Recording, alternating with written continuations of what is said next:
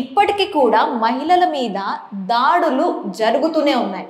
అది ఇంట్లో అవ్వచ్చు, బయట అవ్వచ్చు, ఆఫీసెస్లో అవ్వచ్చు, పరోక్షంగా ప్రత్యక్షంగా దాడులు జరుగుతూనే ఉన్నాయి.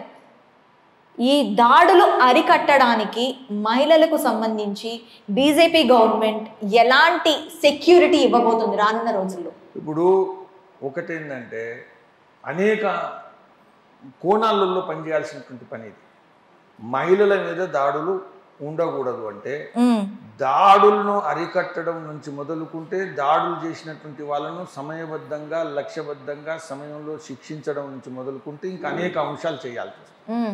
అయితే జీరో టాలరెన్స్ ఏదైతుందో నరేంద్ర మోదీ గారి ప్రభుత్వము రాజకీయాలకు అతీతంగా పార్టీలకు అతీతంగా పోలీసు యంత్రాంగాన్ని మామూలుగా ఏంటంటే దాడులను అరికెట్టేది వ్యవహారికంగా చట్టబద్ధంగా మనం ఆలోచిస్తే ఇది రాష్ట్రాల లోపల అధీనంలో జరిగేటువంటి పని. కేంద్రంలో దాడులను అరకట్టడానికి విధానపరమైనటువంటి మార్పులు మాత్రమే తీసుకొస్తారు. అమలు చేసేటువంటి పని రాష్ట్ర ప్రభుత్వాలు చేస్తాయి. ఎందుకంటే పోలీస్ అనేది ఏదైతే ఉందో అది రాష్ట్ర ప్రభుత్వానికి సంబంధించిన విషయం. కాబట్టి కేంద్ర ప్రభుత్వం దాడులను ఆపడం అనేది ప్రత్యక్షంగా చేయడం సాధ్యం కాదు. మరి పాలసీ ఫ్రేమ్వర్క్స్ చేస్తాయి. అదేవిధంగా ఇప్పుడు నిర్భయ లాంటి కేసులు లేకపోతే ఇన్వెస్టిగేటివ్ మెథడ్స్ దీనిలో ఇవాళ మన ఇండియన్ పీనల్ కోడ్ మార్చడం ఇటువంటి విషయాలు ఏదైతే చేస్తుందో ఇది ఈకో సిస్టమ్ను ఫ్రేమ్వర్క్ క్రియేట్ చేస్తుంది. నరేంద్ర మోదీ గారి ప్రభుత్వం ఇది చేస్తున్నది. ఓకే, రాష్ట్ర ప్రభుత్వాలను ప్రోత్సహిస్తున్నది. బాబు రాబోయేటువంటి రోజుల్లో ఇంకా మీరు ఇట్లా చేయండి ఇట్లా చేయండి అని.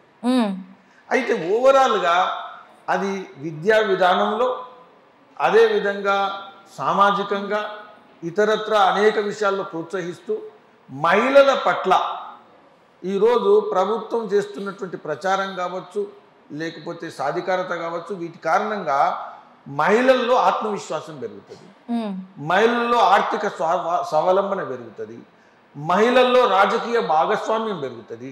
ఈ పెరుగుతున్న క్రమంలో న్యాచురల్ రిజల్ట్ ఏంటంటే పీడించడం కానీ లేకపోతే దాడులు కానీ లేకపోతే ఇవన్నీ కూడా తగ్గుతాయి అనేది అనుభవపూర్వకంగా ఉండేటువంటి విషయం. దాని మీద ముందుకు నడుస్తుంది.